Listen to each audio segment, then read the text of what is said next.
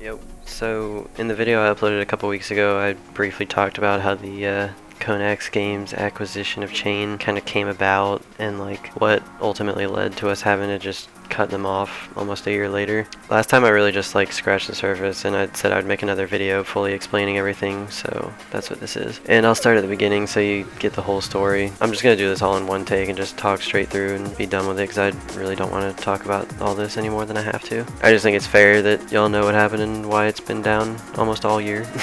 So, as you probably know, Chain's always been an independent server, meaning we've never had easy access to things like developers, media partners, and stuff like that. Our first consistent media partner was ZBlacking, and he played Chain throughout most of 2019. And I first met Kipes after ZBlacking had done a stream or something on Chain in April 2019. And right from the first interaction, I knew this dude had a super weird vibe, which I'll put on the screen now. I can understand asking questions about other servers which could potentially be viewed as competition, even though I can't really see Chain, an independent server, as competition for a large network like PvP Temple. But even then, the way this dude talked was just weird. Right from the start, I knew this dude's ego was just absurd. I think we called for a little bit one night during that same map too, and it was just the same vibe. Dude's just weird. Anyway, after that, we didn't really talk for a while, and I kind of just forgot about him.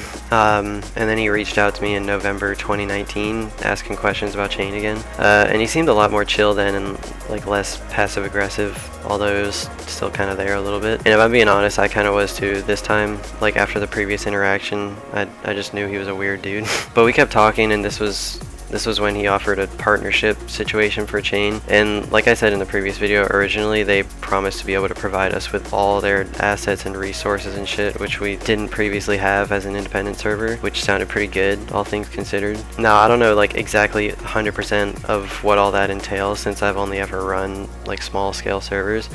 But the way they explained it during that first month made it seem like they'd be able to provide way more for us than they actually did.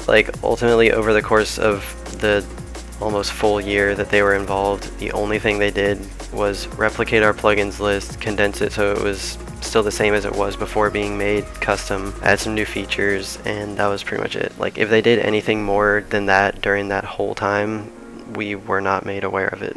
So as early as November 24th, 2019, Kipes told us they'd be able to provide us with a trailer to get everyone excited about this pretty big transition, which they never did a single time throughout the whole year. We had one trailer in May of 2020, which my friend made, and would have never happened if I hadn't organized it myself. And subsequently, that ended up being the only map under Konax that ended up running its full course to End of the World, and had the most amount of players during the whole period. And as I mentioned in the previous video, there were only 7 Start of the Worlds total during the year under Konax, and almost half of those maps ended up being closed again the same day as Start of the World, which was ridiculous and happened due to an obscene amount of bugs each time, which shouldn't have happened, beta test or not. And each time that happened, it was decided by them, not me or any of the staff members, which brings me to probably the most annoying and frustrating aspect of the whole situation. They kept us in the dark on everything. The first 1 or 2 months, everything seemed pretty okay, keeping us updated on what they said they were working on, plugins, trailer, media partners, US proxy, etc. Almost all of which never actually happened. But the vast majority of the time throughout this whole thing, we only ever received updates when we asked, which shouldn't have been something we had to deal with in a so-called partnership. Occasionally they would proactively reach out to us about the status of things, but no joke, I could probably count on one hand the amount of times that actually happened. So if you remember, we had that first test map in late December 2019 that closed again the same day as Start of the World. We had another beta map in February 2020, which also ended up closing the same day as Start of the World. Although this time there was a full release a few days later, which actually stayed up for a few days before closing again. And then after that, hardly anything happened for months. Again, either extremely slow replies or just no replies. So then once things finally aligned to enable us to have a new map in late May, it was pretty successful. Decent amount of players, donations, and stuff like that. And then after End of the World, we were able to get a new map started pretty quickly, except then it ended up closing the same day as Start of the World because all the new features had about 1 million bugs. So then another new map started on 4th of July that literally just got abandoned and left to die. I wasn't on as much as I would have liked to have been during that map because a lot of personal stuff was going on that kind of prohibited me from being able to play as much as I wanted to. I'm not going to explain why, but it's very personal, and basically this is where Kipes and Balp started blaming me and Mystery Man for Chain's decline, which brings me to my next point. Their whole argument against us was that we didn't participate to their satisfaction and didn't take action in terms of opening up the server, which we did as best we could. We were already doing all we could, considering we had no access to the server's control panel for nearly the entire time. We were only granted access in August, which was 7 months after they first got involved, and by that point we were already fed up with the current situation and wanted out anyway, and ended up resigning very shortly after. Production on a new map would only get started if we asked them to, and even then it would be weeks before things were actually close to being ready to go, with us being kept in the dark for the most part the whole time. Or they would get all the builds ready themselves without notifying us so we could help, and then once things were ready to go they just wouldn't say anything, so the server would just sit there with nothing happening, as if they expected us to just read their minds. And then they would blame Chain's slow production on us. This screenshot describes it perfectly. We had no way of doing anything that wasn't in game. We'd just get ignored by them, and then we'd get blamed that Chain wasn't up consistently. It was just bullshit, and that's why we resigned after that. And they also never gave us a proper rundown on the new plugins and commands, no matter how many times we asked, which made running things in-game much more complicated than it should have been as well. And they also never invested in anything that would have gotten players excited about playing or kept people playing consistently, and then would bitch about low player count. This was during the 4th of July map, which was still going at this point with no one playing. And I'd also like to add that a new map never actually ended up happening after that until October. Anyway, Mystery Man and I never had access to Chain's income throughout this entire time, so we couldn't do anything in terms of advertising. And the only advertising they actually invested in after we kept bringing it up was some e-girl who streamed for not even an hour at Start of the World in July, which obviously made no difference and was the absolute wrong move at the time. And they would also threaten to leave whenever things didn't go the way they wanted them to. For example, we only hosted one war all year because it made Kipes throw a tantrum.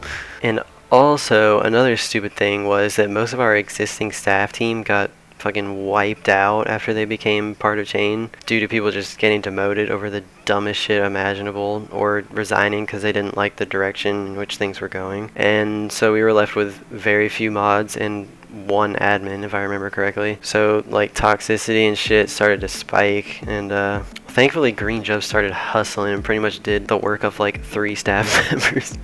Anyway, after Mr. Man and I got fed up and resigned, Green Jubs and Karsten tried to carry shit, but it was kind of a lost cause. Karsten even made a huge list of YouTubers and potential media partners so Chain's player base could actually grow, which Valve never did anything with whatsoever, and then started bitching when the October map was unsuccessful.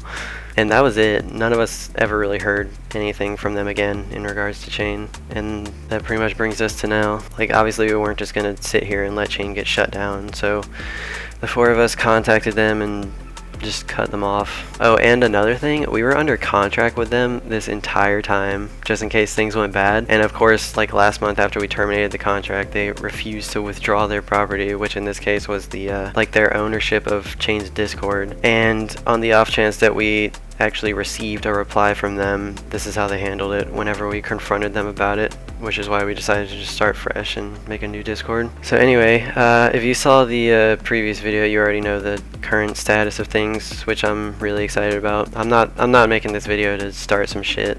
Shit's already been started and concluded.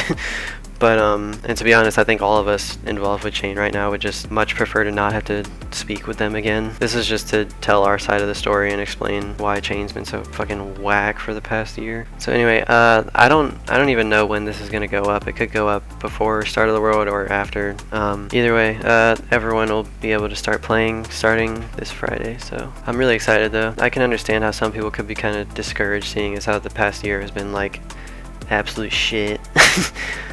For Chain, but it's gonna be good. Even if this first map isn't super amazing or anything, that's not gonna discourage us or anything what happened throughout all of 2020 with them. We're just gonna keep going non-stop until we get things going again to a really good point. And the trailer and stuff is already up. for this map, and we've got like several new media partners that are going to be uploading chain videos like all the time from now on. So things are gonna be good.